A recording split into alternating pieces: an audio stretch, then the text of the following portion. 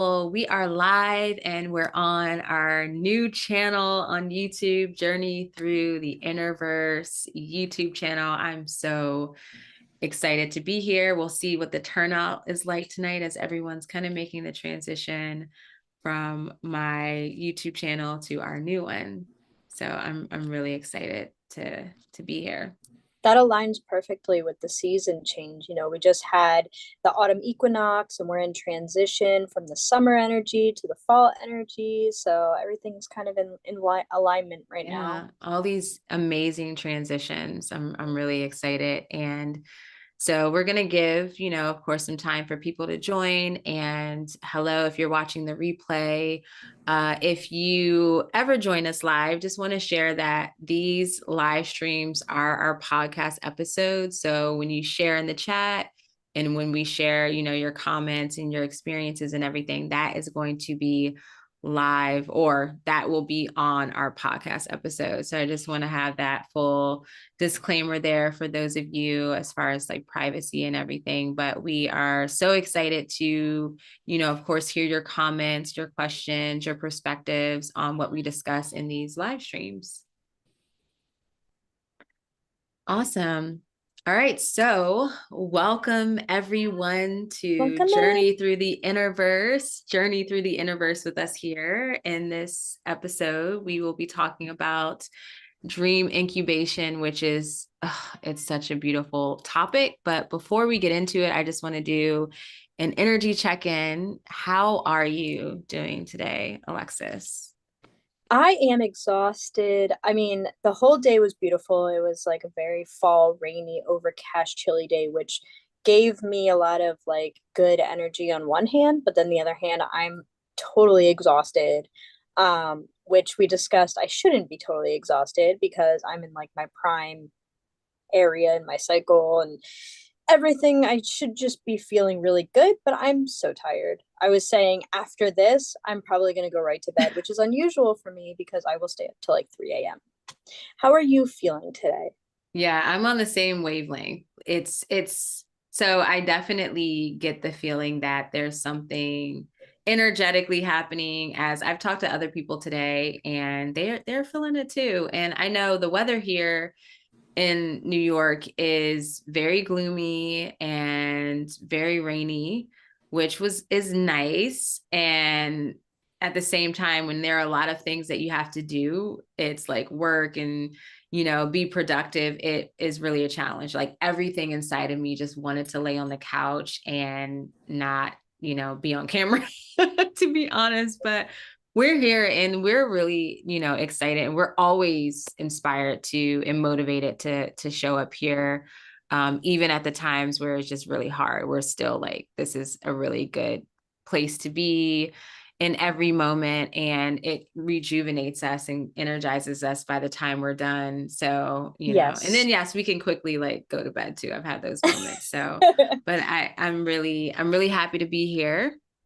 And I want to just touch on the astrology right now and what's coming, as it definitely had an inspiration for this topic tonight that we're going to discuss, which is dream incubation.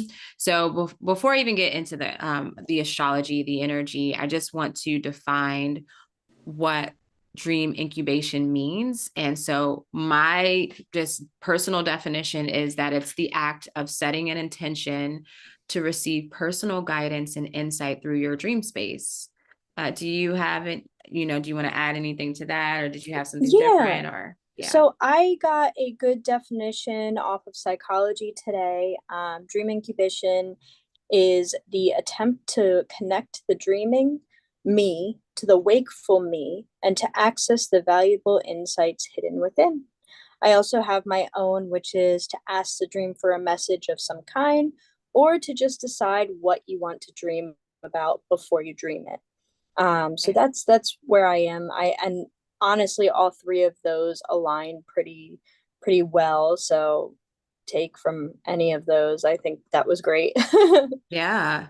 And so essentially at the core, it's like communicating with your dream dream creator, or you could say your higher consciousness, your dream guide, your higher self, however you want to, wherever it is that you go, or whoever communicates with you in the dream space, you essentially are directly communicating that to that with intention, with a specific question or a request, right? And usually it's something of your benefit when it comes to healing or some sort of solution, which we'll talk about, why you would use dream incubation and how you would use it and how it's beneficial.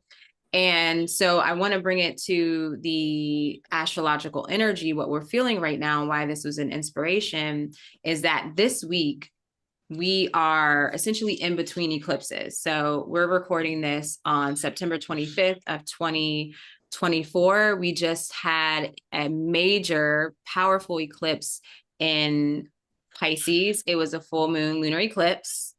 And now we're coming up to the next eclipse, which is going to be a solar eclipse in Libra. And that one's really powerful because this particular alignment of the sun and moon is really close to the alignment of the path in which the sun and moon cross. So that's how you get eclipses, is when the sun and moon are in a close proximity to where each of their paths intersect. And so there's this like nice alignment. And so as we're in the space, the in-between, interestingly enough, between these eclipses, this is the, like, I will add also to this that Mercury is very close to the sun. So what I've been picking up as far as like when it comes to communication and perception and like even logic and understanding things, it's really hard to do that. Like, it's really hard to communicate with words. So one of the things I've talked about recently was like, pay attention to body language. Of course, pay attention to your dreams, and, pay attention to your emotions and just like the subtle energies, the nuances within everything, because that is how you will really understand whatever is going on, or like some sort of communication or information. And that is how you will gain your clarity, is through these very subtle energies. And as we are recording this, as I mentioned, on September 25th, on September 30th is Mercury's exact alignment with the sun. And this is in Libra. This is 2 days before the eclipse. So this is really important. And when Mercury and the sun come into this exact alignment known as a cazimi, it was perceived or observed by the ancient astrologers and astronomers as divine alignment, as a very auspicious moment, as earthly intelligence, or the correspondences of Mercury is in alignment with divine intelligence. So it enters into the heart of the sun, and other planets have this connection as well. But being that Mercury is so close to the sun, it's even more potent, right? And so in my practice, before I even really got into dream work, this was a time where I was like, okay, dream incubation was a recommendation, was a suggestion, even though I wasn't actually like doing the intentional dream work. And so I knew that was coming up very soon, as I mentioned, September 30th. So and also this was prompted by 2 dreams that I had, and I felt the desire, I wanted to have a third one just to get clarity and tie it all together. And so I'm like, oh, this was on our list anyways. Let's talk about dream incubation. So that essentially is the inspiration for the dream. That is kind of the energy right now, where we are in a space where it's almost easier to communicate through dreams and through, telepathy and all those kind of things, like through body language and feeling your body and whatnot. So that's where we're at right now with this particular episode and this discussion. It's going to be an interesting week. Yeah, this is going to be, I'm really curious to see how everything unfolds, leading up to the eclipse and what comes forth with that, especially with the Mercury cazimi, then the solar eclipse. Yeah. It's going to be a lot. So this is a literal live I want to say experiment or ritual that I am beginning, essentially at this time, and to see what happens as we get closer and closer to the eclipse. And so I really invite, you all listening, if you listen around that time or whenever you listen, to try this out for yourself and see what kind of results you get. And definitely with this, you want to give space and time for it to unfold, because it might not, your guidance, the solution you're looking for, just the message may not come right away. And I'll share, my experience here in a little bit, but definitely give it space, give it time, and have patience. But it's so profound when you can really do this and connect with your dreaming, your dream guide, your higher consciousness. Yeah, I'm definitely going to be coming around to so like my biggest issue is finding the questions to ask when it comes to dream incubation. So this week I'm going to be prepping for that question that I can use for, several days in a row or within the next entire week, and really hone in on that. Because I'm very disorganized with my dreaming. So we'll see how that goes. I'm excited to take away from this, because I am not as familiar with dream incubation. Not that I don't know what it is, it's more so that I don't use it often. So this is going to be a really exciting experience for me and a new experience.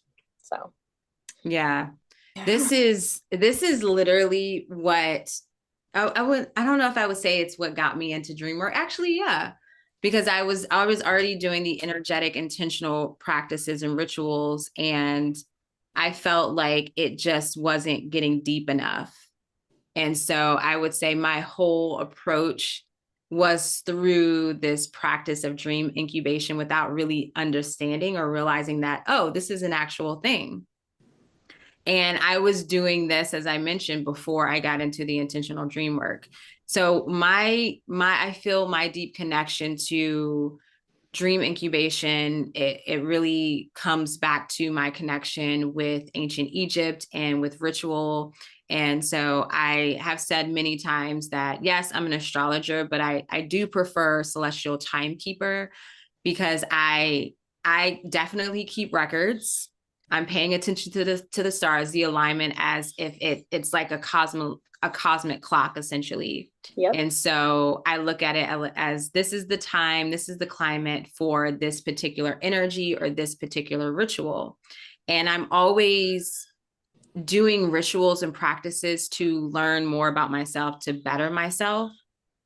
And so when I started to look a little bit deeper into dream temples, because that's kind of what came up in dream research as far as ancient Egypt, I began to see their ritual and how that's so important around dreaming and around how powerful that can be for healing.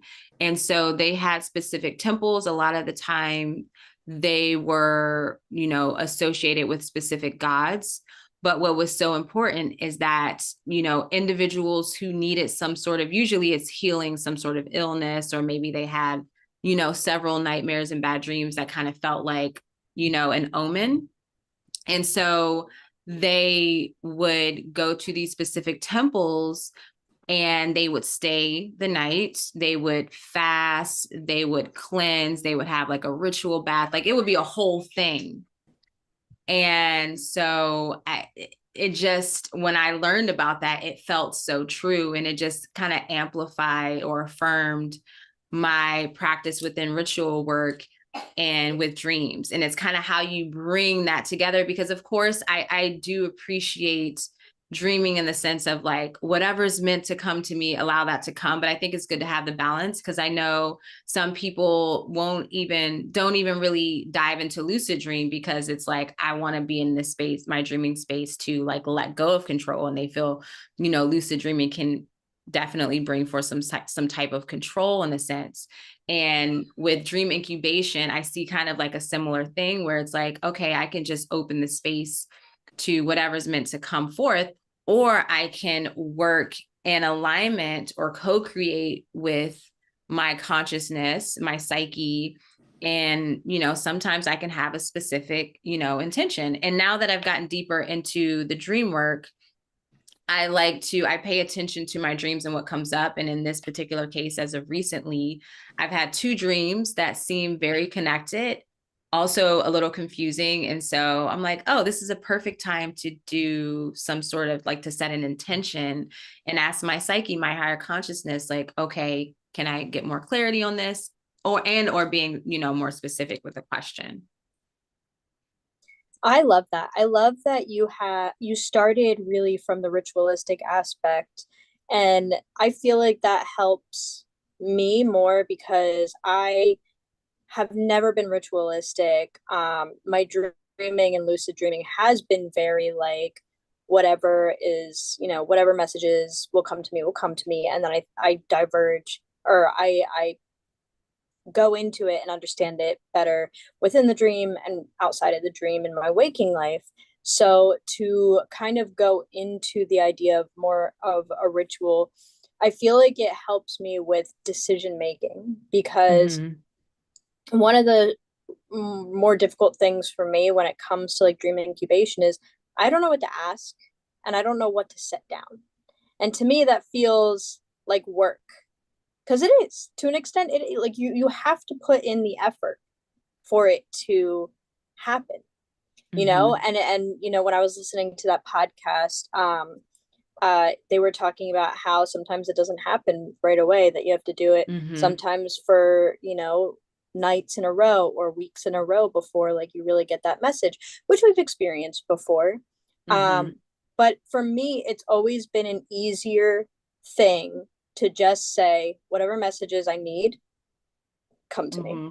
And really with that ritualistic aspect, and why I appreciate our relationship is because it gives me the perspective and understanding of why that is so important. And that's, even though I've learned a lot about myself through the way that I dream, I understand that I can go deeper into that. And I am now at a point where I'm more willing and able to do that. And I do find, like, I find the idea of, like, going back to talking about the ancient Egyptians, the idea of a temple to go to sleep and to dream is such a valuable asset to a community, in my opinion. It's not always easy to reach into your subconscious or your higher self or otherworldly what deities and beings and stuff in your own dream space, or like in your own sleep space, like your own home. It could be cluttered. Things could be, the energies could be off. The way that you're functioning isn't focused. Where the idea of a dream temple where you can go, and that is the entire point of the place. There's no distraction. There's no clutter. There's no outside energies of your home and things that have been going on and baggage. It's a place to clear and to really dive deep into that unconscious. And I think that would be so valuable in our modern day. Because yes. With yes. being so, our society's been so disconnected from dreams for so long that it would only be helpful to have a place where you can go to really dive deeper into yourself, not so much like an educational way, but more so like a sanctuary way, a place to just be. So I love that about the ancient Egyptians, and I actually envy them deeply when it comes to that. Right? Yes. And the Greeks had it too. I know the Greco, I saw in just my short research that the Greco-Roman period, that was a time where it was definitely a very significant and ongoing practice.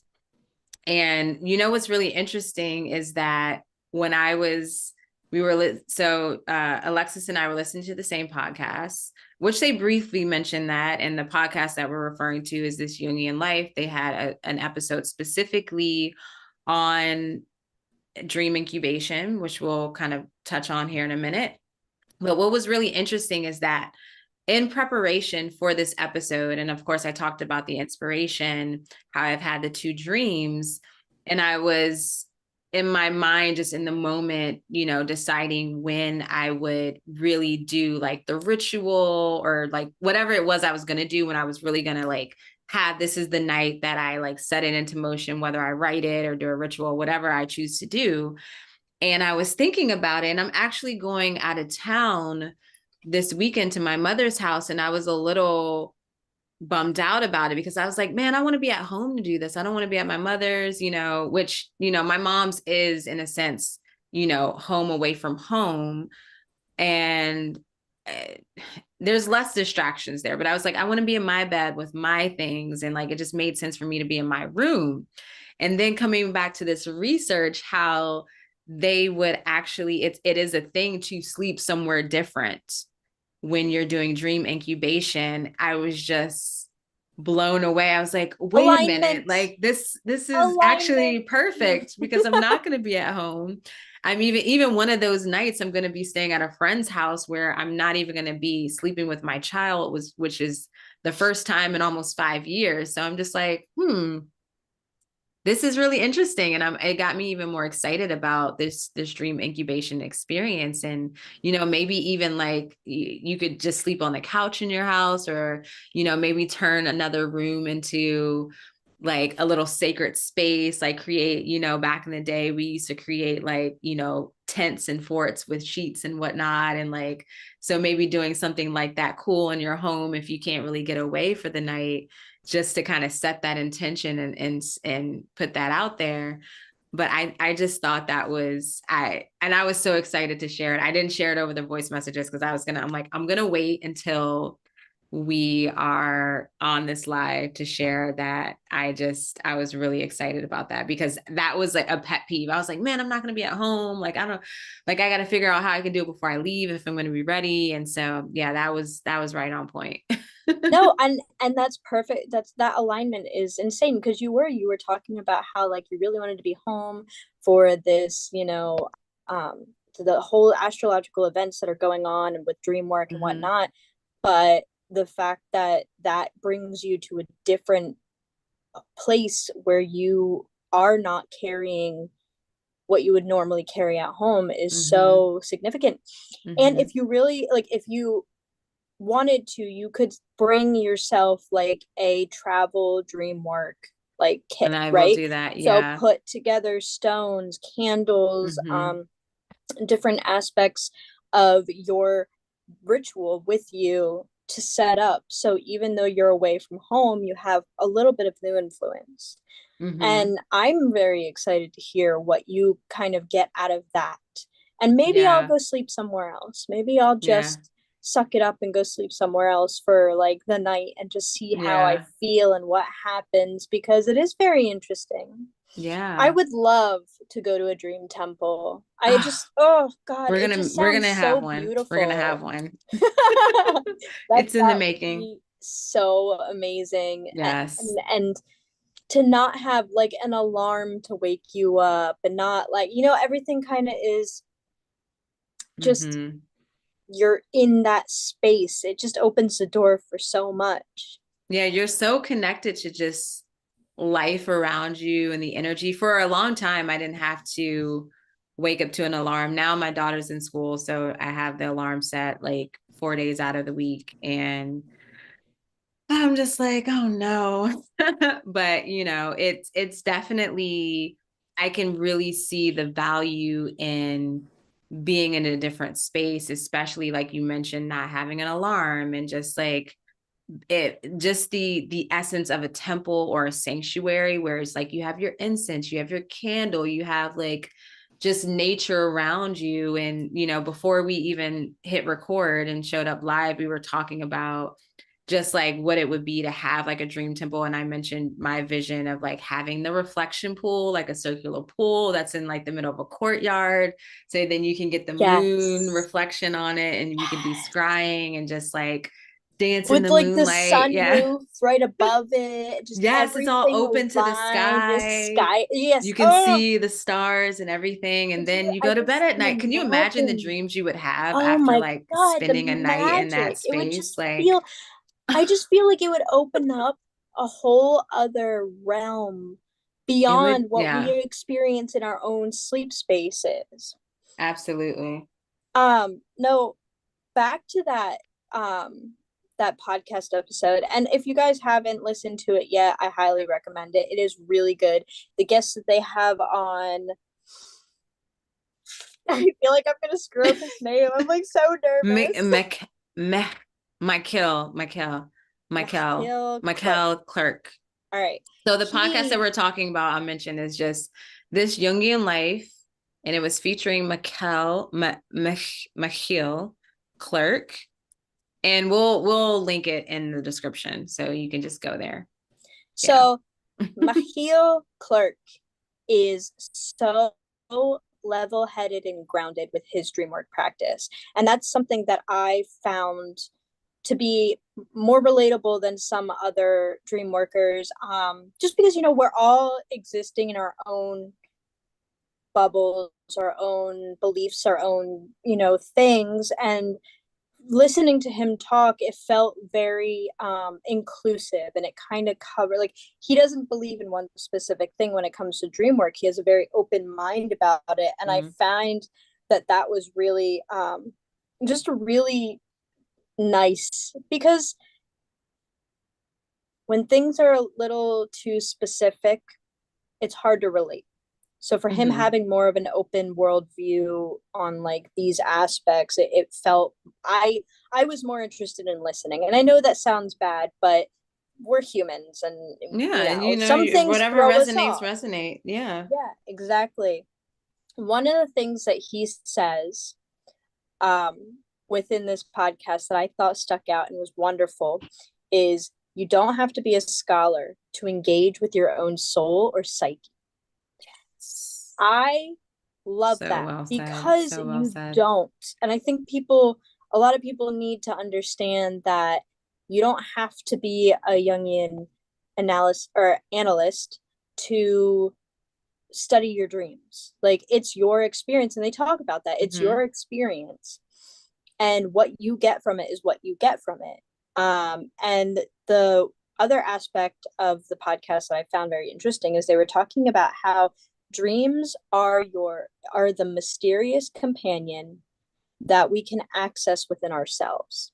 And I just thought that was another quote that just like really resonated with me. Like, oh, it's our companion. It's whether it's ourselves, whether it's God, deities, higher self, outside things, you know, whatever you believe, we have access to it, and it's mysterious.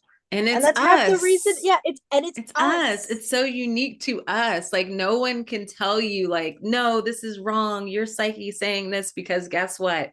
No one knows your psyche, your unconscious, better than you, because it is you.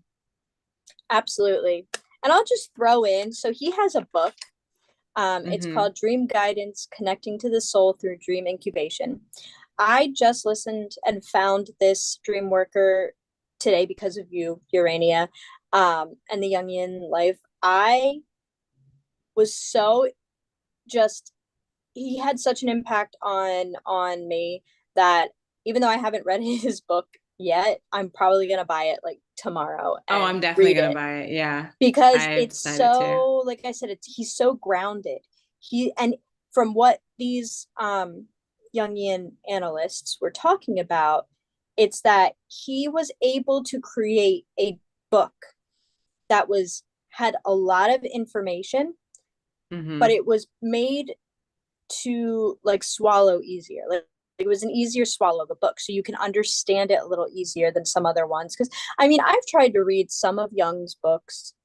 Oh, they're dense. They're definitely dense. They're dense, sometimes really, really hard to understand, because I'm not really super educated, and there's a lot of words I don't understand. And, you know, that's just me personally. But to create a book that has a lot of knowledge, but it's also easy to understand, is something that I value a lot. It's a superpower. If you're interested in understanding more about dream incubation through his lens, it's Dream Guidance, Connecting to the Soul Through Dream Incubation, and his name is Machiel Klerk, and that's Machiel Klerk. Yep. Okay, perfect. I Yeah, just so really like there was, when I'm mentioning people, I want to make sure that it's correct. oh yeah, no, you're great. And that's so thoughtful of you. So, and I'm the same way. I'm like, I don't want to butcher your name. Um, yeah, and what I also like that they mention in the book, or in the podcast, which is from the book, what they mentioned, this quote, and this is essentially Machiel's, Klerk's, basically his perspective on why dream incubation is beneficial. So I'll read the quote because you just can't summarize it. It's just perfect. So he says that dream incubation fosters personal growth and moves away from any form of codependence on other people, books, dogmas, organizations, or substances. It breaks any form of dependence that is in conflict with the genuine loving relationship with yourself and therefore with your dreams. Dream incubation is your direct relationship with dreaming with no need of interference with someone else. The incubation dream is a personal revelation to yourself. So as we said, it's you, it's a direct line of communication to you, your quiet self, your subconscious, unconscious, psyche, higher consciousness, whatever you want to call it. It's the direct way to communicate to that aspect of you. And so why not? And so here are just a few ways in which you can utilize dream incubation for. One is the biggest one, of course, overall in general, is for guidance and or a solution with a challenge you're currently experiencing. Also for healing, that's a big one during Mercury Kazemi. If you are unsure of your question, what you want clarity on or a message about, I just tell people, hey, just ask for healing for whatever you need right now. Just ask for that divine essence of healing for you in this moment, whatever is essential. You can also use dream incubation for overcoming nightmares and anxious dreams. You can use it for divine protection. That was definitely one of the main um, experiences for the ancient Egyptians, as far as like dreamers that would come to the temple. If it wasn't for, health reasons, as I mentioned, it could be like some sort of recurring dream, nightmare that, presented some sort of apparent omen, bad omen, they would go to particular temples and go there for protection, to ask for protection. Also, I've seen in pretty much every lucid dreaming guide or book, they mention that dream incubation will help you with lucid dreaming, as it's kind of like an initial step or like a big step in really bridging that connection to the awareness within your dream and connecting with your or bridging all aspects of your consciousness. Yeah, I'd also like to add in too, from the field guide of lucid dreaming, I was reading, and one of the things that they mentioned that I thought was just kind of funny and interesting in that chapter of dream incubation is the idea of sleep on it, and how, like, we Mm-hmm. kind of say that just to give ourselves some time, but in reality, like, a lot of people go to sleep with the intention of making big decisions. And that sleep on it aspect is like Yes. asking your higher self or whatever what your decision should be.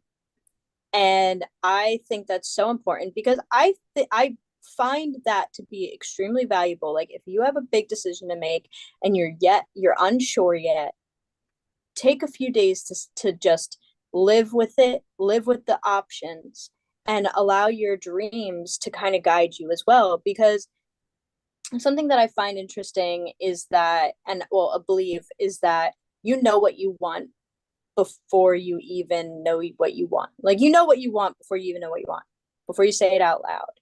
And Mm-hmm. sometimes it's just kind of stuck in our subconscious.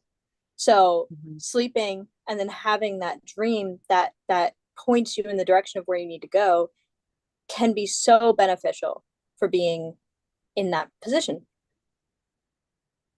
Yeah. No, I am the queen of sleep on it. I think I would used to piss off people because, I know there's also one thing, where it's don't go to bed angry. Right. And it's like, you got to figure it out now. And I've always just, I don't know, I've been such an advocate for just leave it there, let it be. There's a lot of intense emotions there. And whether it's emotions of excitement, it's like, I got to jump on this, or it's like, very passionate, like frustrating or angry type emotions. It's so important to sleep on it because I feel, just from my own experience, even if it comes to acting on something, there was always kind of like this energy of like lack in a sense, or I'm going to lose this thing. I got to hop on it now. And then sometimes it'll backfire on me, or I feel like I need to respond to someone because if I don't respond, then they're going to feel this way or like write me off or be like, oh, you didn't respond to me right away. So you're being this, and that. And so then I will respond with like a gut, or knee jerk, reaction. And when I took time later to really sit with it, it's like, oh, like you gain clarity around it. And so I love that you bring that up because I didn't even think of it from that perspective. But yeah, the sleep on it is essential because you just get so much clarity, you get peace. Even if you don't go to bed with a specific intention around it, it's just you're like, okay, it's like that separation of like, that's here, I'm going to leave this here. I'm going to go to bed, I'm going to sleep, and then I'll come back to it in the morning with a fresh state of mind, fresh perspective. And so that, Yeah. oh my goodness, that's like my big aha moment for this conversation. I'm like, yes, No, and that I is so completely important. agree with you. I have angered a lot of people in not responding right away or letting there be time between the intense conversation where they want to get it, they want to have the conversation, they want to take care of it and move forward and whatever. I don't think that when you are emotional, that your brain is clear thinking. Like when you're in an argument or a fight or something, there is your own emotions clouding your perspective. Mm-hmm. And Mm-hmm. sometimes when you have that conversation or you have that reaction or you make those decisions too quickly, it can really cause issues that are not necessary. And a lot of the times it does backfire, and you realize that you were actually wrong after you have that reaction. Yeah. Or you just have a different way of approaching the conversation. You give yourself time, there's a different way of approaching it. You look at everything, you realize, you know what? I'm firm in my belief. I felt this way and I still feel this way. But now, with a kind of like a sober from emotion mind, you can go into it a little easier. And people don't like that. People don't like that. That has caused a lot of issues. And, I'm also somebody who advocates from taking time from someone, maybe not even just a couple days, but maybe a couple weeks or months, because if there's high intensity and things are just you're just butting heads too much, you both need your own space. You need to think Mm-hmm. about things. You need to calm down. You have to take a break. But you're right, Mm-hmm. like people get really upset about that because they want immediate resolve. And it just doesn't Yeah. always work that way. And it can Mm-hmm. just make things so much worse going into it immediately. I 100% agree with the sleep on it. You just need some time to let Mm-hmm. things simmer Yeah. and a new perspective, whether that be just from your waking self or including your dream self. A lot of the times, the dreams really do come through and they're like giving you input and direction, and you don't even realize it until you wake up and you're like a couple days out and you're like, actually this makes so much sense, and I can really follow the symbolism and the feelings I had within this dream to help guide me through the next steps of this argument or this decision. So yeah, I really loved that the field guide of lucid dreaming had that, and it makes me think more about it because before I didn't actually think about the let me sleep on it outside of just some time. But Yeah. now talking about it and learning about Mm-hmm. that through that book, it puts a different spin on it. Yeah. Yeah. And it's interesting too, as it really brings up the important, like, awareness around how you go to bed. And we did a poll on our Instagram for this account of basically asking people, what kind of intentions did they have before bed, or did they set intentions, or how did they approach basically their dream space as going to bed.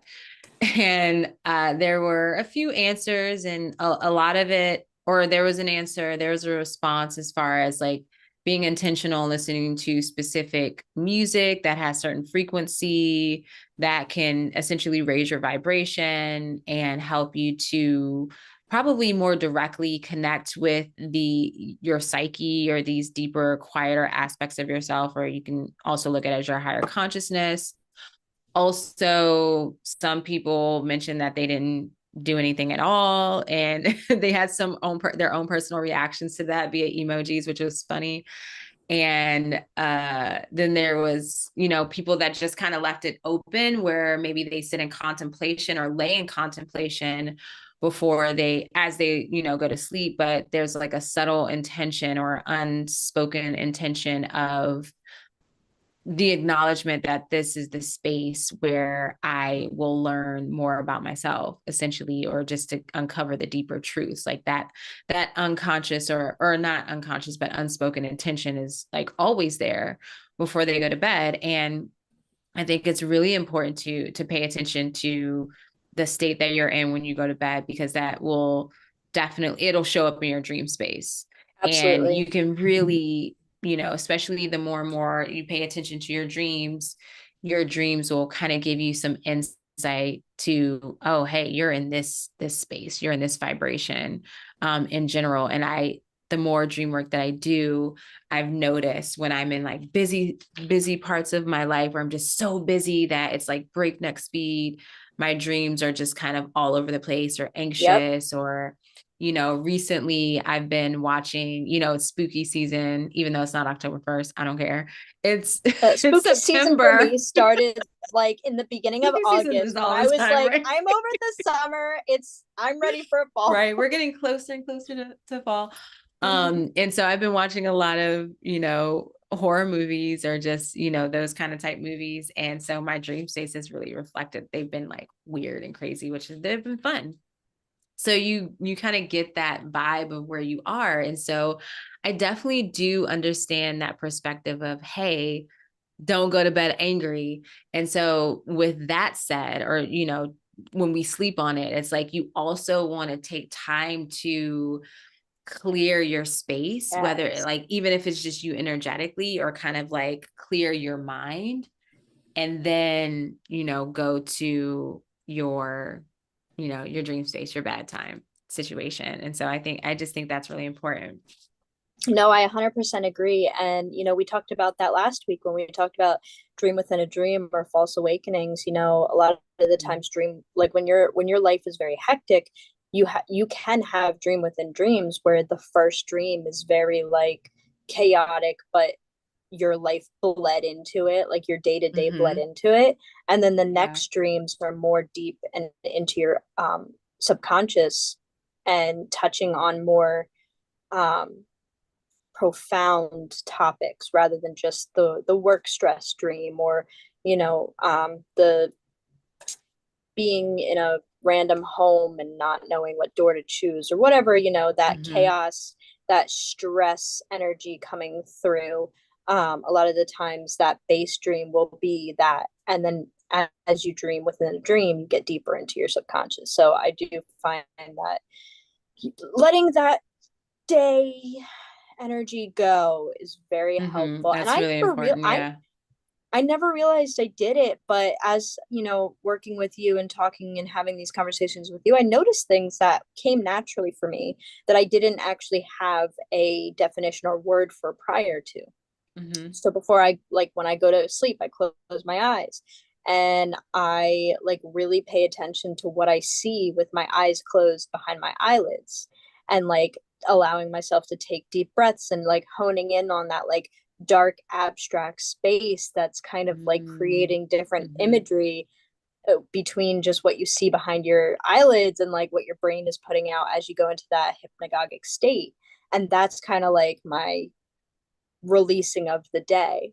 Um, Mm-hmm. but yeah, I found that really interesting.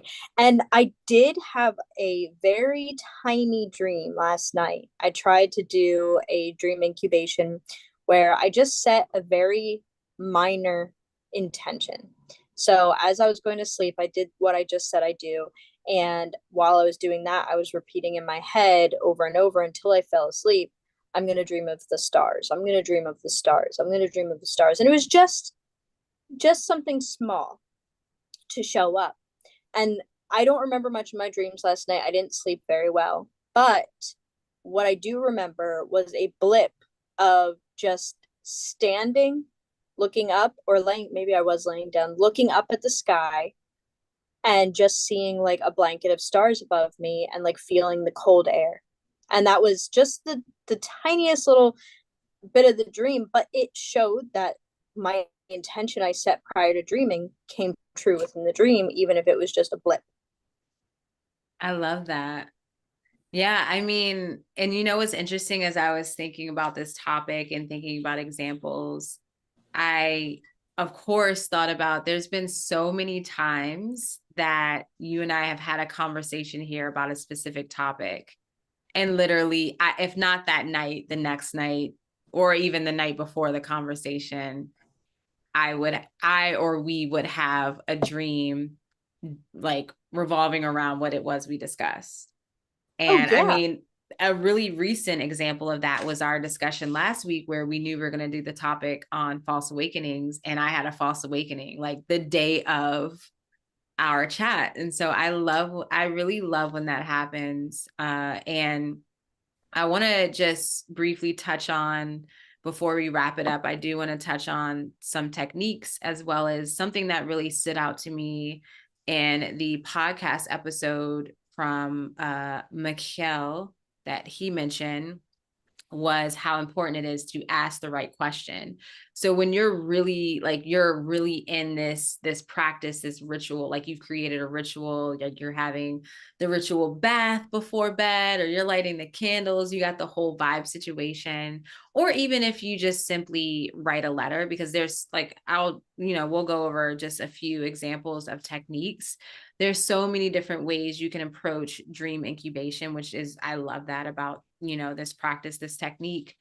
You want to be very clear about the question. And so there were 2 points, or maybe three points actually, about asking the quote unquote right question. And so one thing is that you want to ask one question at a time. And that's really important because we have, so many desires. Like even when I was thinking about this topic, and of course I mentioned it was inspired from dreams that I've already had. And I was like, okay, I want to get clarity. I love messages in threes. I already had 2 dreams that I felt were connected. I want to have a third.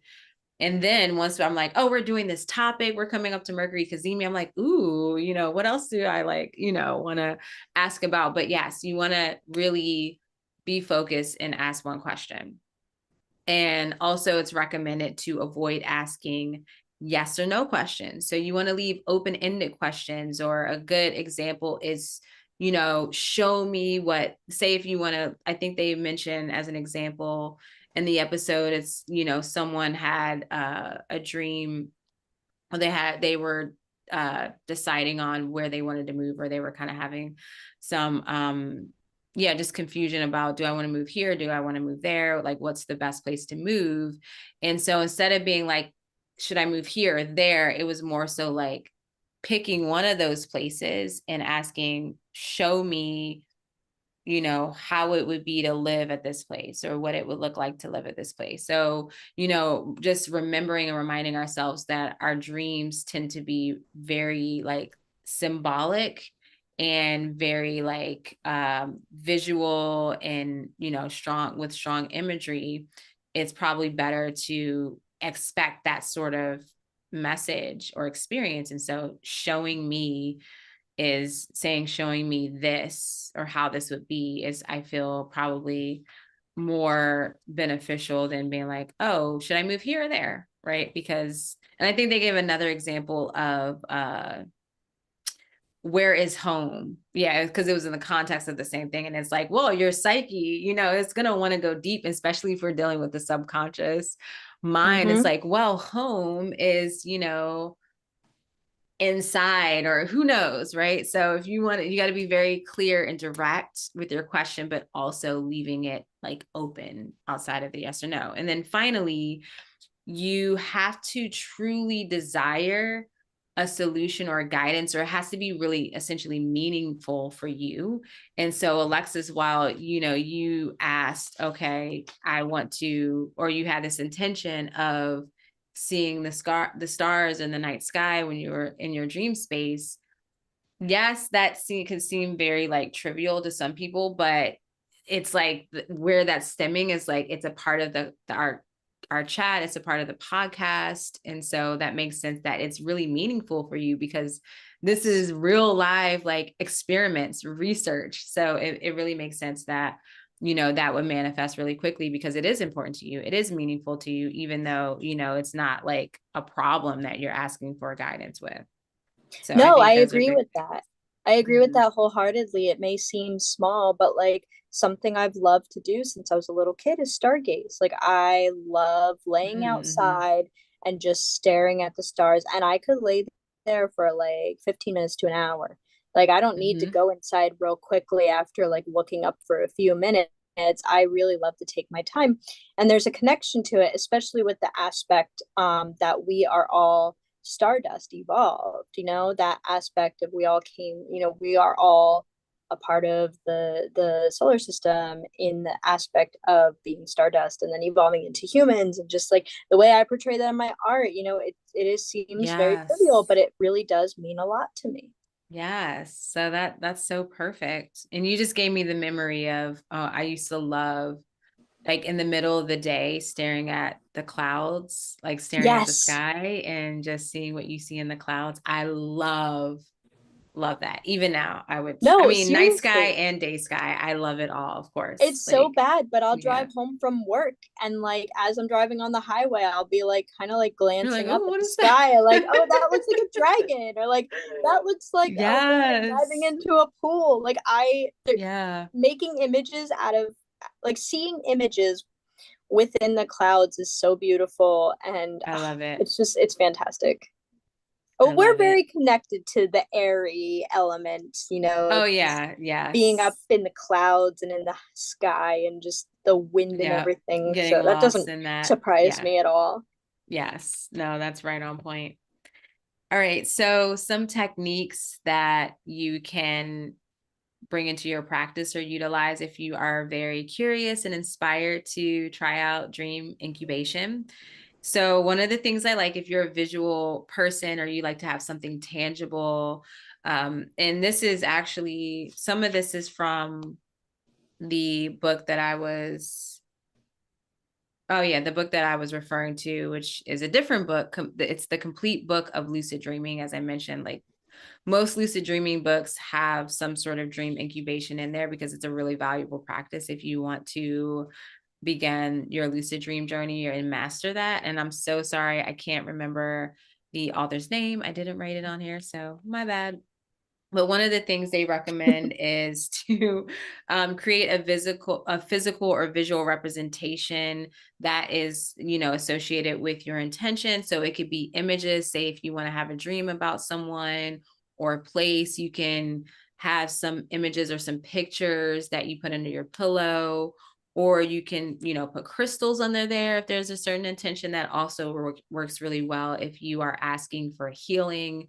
So if there's something specific, some specific area of your body that you're asking for healing, you can get the corresponding crystal. Or say if it's like an energetic thing, like you know, heart centered stuff or whatever it is, you can get a specific crystal and put that under your pillow. And I'm always a fan of placing crystals under pillows. Right now I have what was the tourmaline, black tourmaline, Yes. which I've never really considered it as a quote unquote dream or Yeah. sleeping crystal. I put it under there just because of like it's good at clearing like radiation or any kind of energetic thing happening with technology. And sometimes, of course, we have our phone there, but it's like ever since I put black tourmaline under my pillow, my dreams have been so clear, like I sleep well.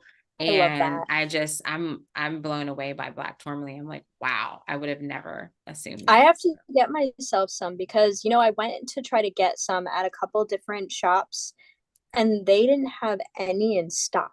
And this was like Oh. maybe like a month or so ago, and they didn't have any in stock. And I was like, well, another time, I guess. But even just the dream sachets that we made, that is intentional. We roll up a message, we put herbs and crystals in, and place it under our pillow or next to our dream space, and that in itself is Mm-hmm. intention. That too, and like creating sigils, what your intention is, and creating a sigil. I did this a while back where I created the sigil, Mm. and then on a small paper I used my finger and created this sigil with oil and put it above my head in one of I my remember that. ceiling Yeah. tiles, just so it was like right there. But there's so many ways to That's do awesome. this. Yeah. Yeah, there's so many. And also writing a letter to your psyche, your unconscious, or your spirit guides, your higher self. That's definitely something. And I've shared this many times here on the podcast, so I'll keep it short. But that was one of the most profound dream incubation experiences I've had. And as we mentioned before, you want to give some sort of space to receive the message, the guidance, the healing. And in my experience of writing the letter, which it was prompted by Edgar Casey, who was like known as a sleeping prophet, like he would give readings to people in the hypnagogic state. He was like really known for that. And one of a practice suggested by him was like writing a letter to your higher self, your dreaming self, or your spirit guides. And so I did that. And my intention, my letter was about learning who my spirit guides were in order of dominance. And so I like made a dream sachet and I wrote the letter and put that all in there. And in that period of time, I had a lot going on and I was paying attention to my dreams. And I actually had really profound dreams in that time period, like within either, if it wasn't that night, it was definitely within 3 days.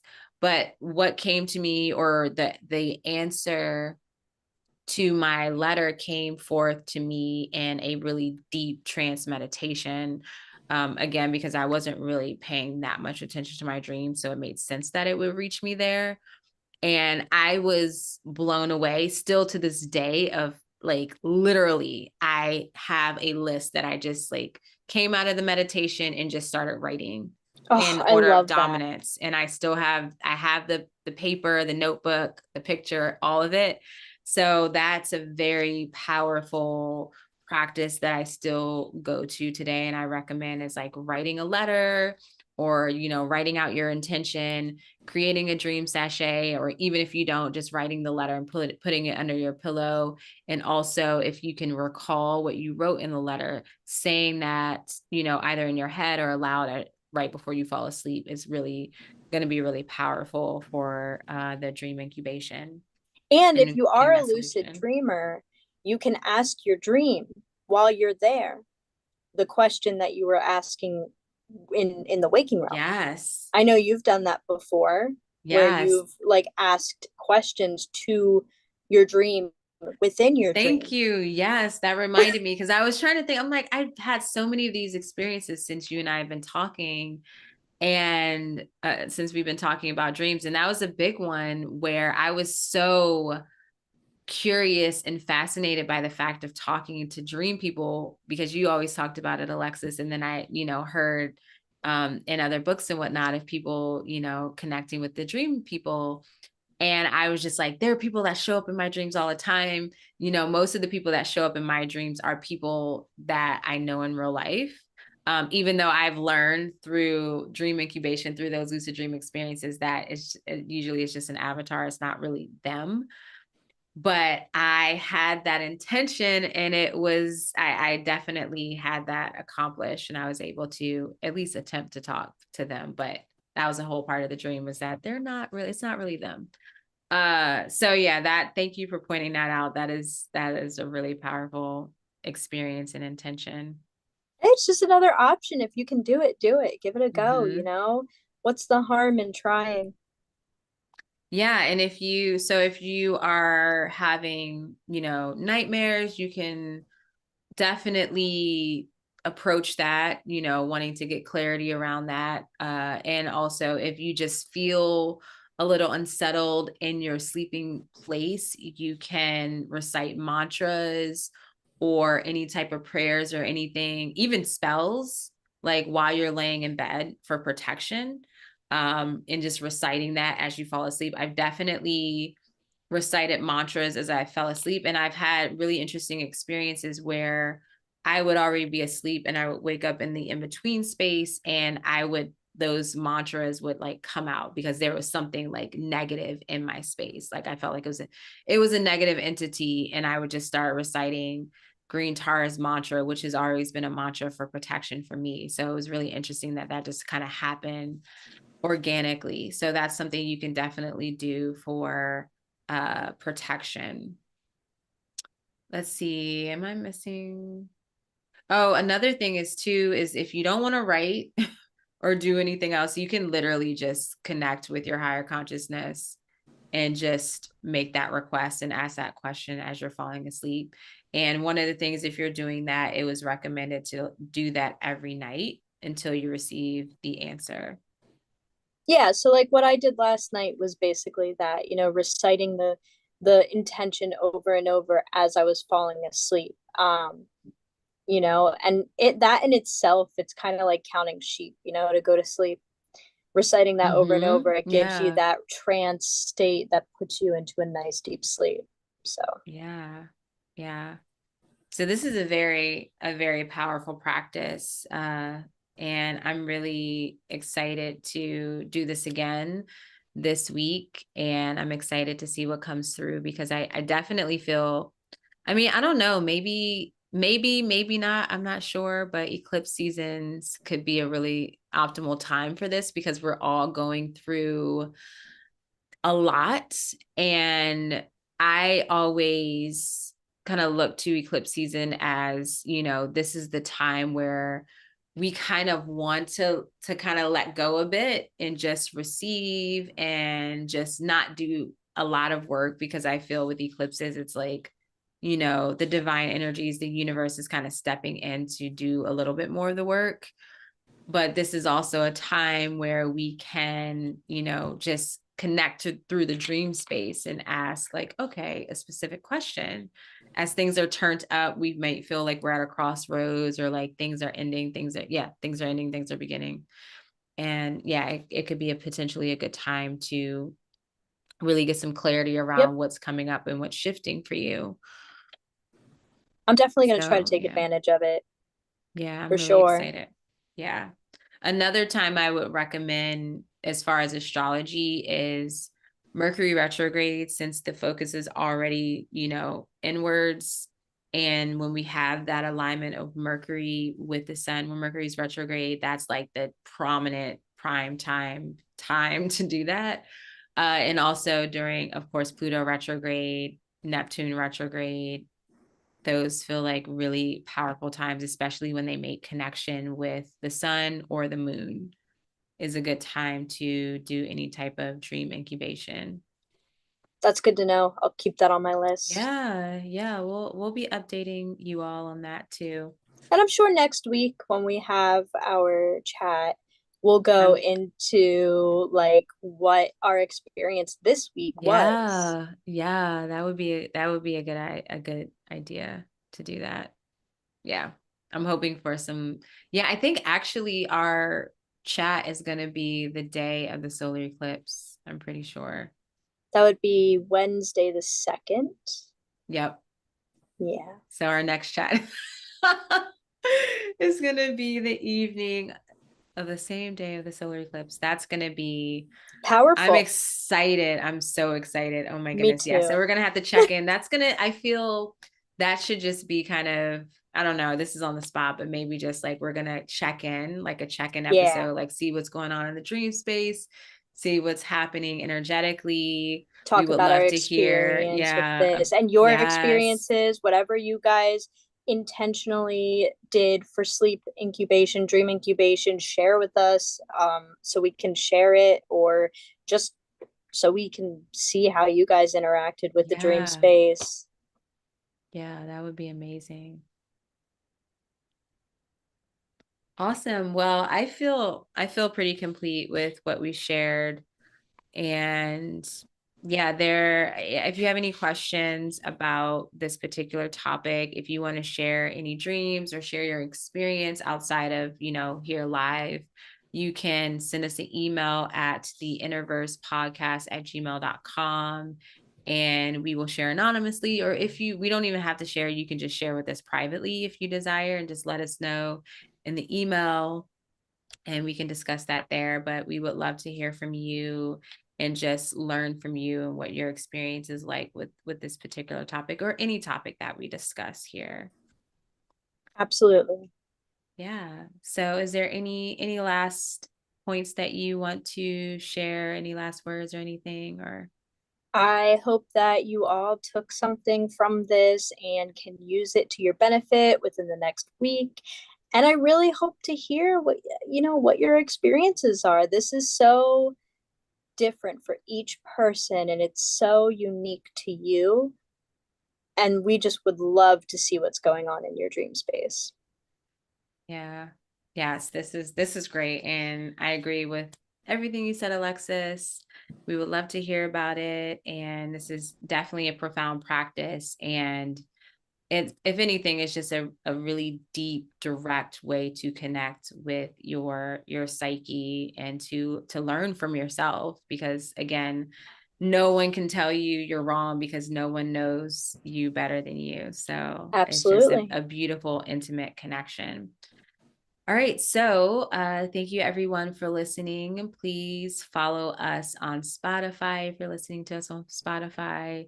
Also, please subscribe to our YouTube channel and join us live for these chats, as pretty much most of the episodes will be recorded live. And yeah, we would love to hear your perspective in real time. And until then, we will see you again next week for our live Yeah. chat on dreams. Good evening to all and enjoy your dream space. Sweet dreams, everyone. Bye. Bye. Okay. Oh, whoops. I didn't. Well, I guess that's fine to stop the recording. Okay. But we're off.